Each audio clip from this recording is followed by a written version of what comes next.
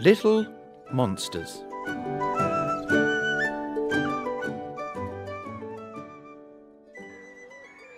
Once upon a time, in England, there was a scarecrow. He stood in a field and looked like a man. But he wasn't a real man. The scarecrow was made of straw. The scarecrow's head was an old football. His face was painted on, 2 eyes, a nose, and a smiling mouth. He didn't have hair, but he did have a hat. It was brown and made of felt. A farmer used to wear it long ago. His clothes had come from the farmer too. A long brown coat with lots of pockets, an old pair of jeans with holes in the legs, a worn-out leather belt with a rusty buckle, a red scarf with white stripes. The scarecrow didn't have shoes because he didn't have feet. A wooden pole kept him standing in the ground. He never moved. The scarecrow liked being in the field. He saw the sun come up every morning. He watched the clouds drift across the sky. At night, he gazed at the moon and counted the stars. He enjoyed his job. He scared away the crows, the big, clever black birds that made trouble on the farm. They stole the seeds when they were sown. They pecked at the vegetables when the leaves began to grow.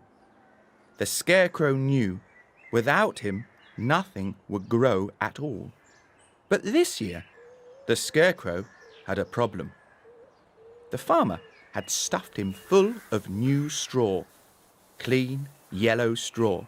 It made a good body. The scarecrow was very happy. His coat fitted him much better now, and he felt smart. The problem was the crows. It was springtime, so they were building nests. They were looking for things to use, and they had spotted the new straw. It was perfect. 3 crows sat on a fence and looked at the scarecrow. "Caw-caw! Look at him," said one. "He has fresh straw in all his pockets. My little ones would love to sleep on that. I'm going to get some." Caw-caw! The crow flew across the field and landed on the scarecrow. He pushed his sharp black beak into the straw and pulled some out. Then he flew off back to his nest. "Look at that," said the next crow. "It was easy. I'm going to steal some too." The second crow flew to the scarecrow. He took some straw. Then the third crow flew over and stole some more. All day long, the crows flew from their nest to the scarecrow. They stole more and more straw, but the scarecrow couldn't stop them. He couldn't run after them. He couldn't wave his arms. Shouting made no difference. They simply laughed and took more straw.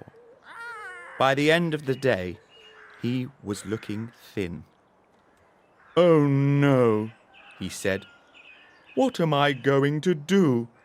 If they take more tomorrow, there will be nothing left of me." "I can help," said a tiny voice. The scarecrow looked down. There was a mouse sitting on his belt buckle. "I can scare the crows away," said the mouse. The scarecrow smiled.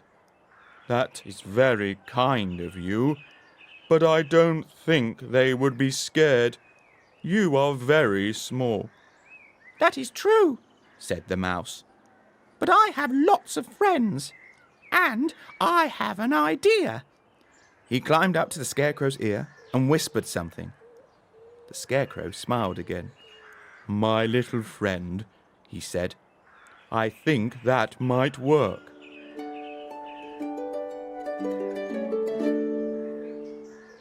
The next day came. The 3 crows flew down to the fence. "Ha ha!" said the first crow. The straw man is still there. I'm going to take more of his stuffing. He flew to the Scarecrow. Just as he landed, yah!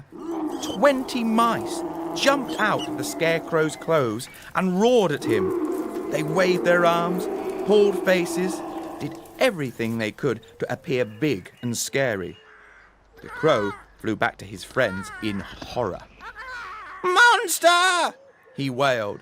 "A monster attacked me! It was horrible! It had 20 heads! I'm not going back there, ever! Ah!" He flew away, and he didn't come back. "What a baby," said the second Crow. "I'm not scared. I'm going in." He flew to the Scarecrow and, yah! The Crow sped back to the fence. "It's true," he cried. "There really is a monster hiding inside that straw man. I saw it." Grrr! He flew away and didn't come back. The third Crow watched him go. "Ah," he said, "I'm not going there. I have enough straw in my nest." He flew away. "Yes," cried the Scarecrow. "You've done it. They've gone." The mice came out of their hiding holes. They cheered and danced and hugged each other. "I wish I could give you all something," said the Scarecrow. "A gift to say thank you." "You can give us something," said the mouse. "A home. Your pockets are very warm and comfortable. We would love to stay." "Then you shall stay," smiled the Scarecrow. "My little monsters."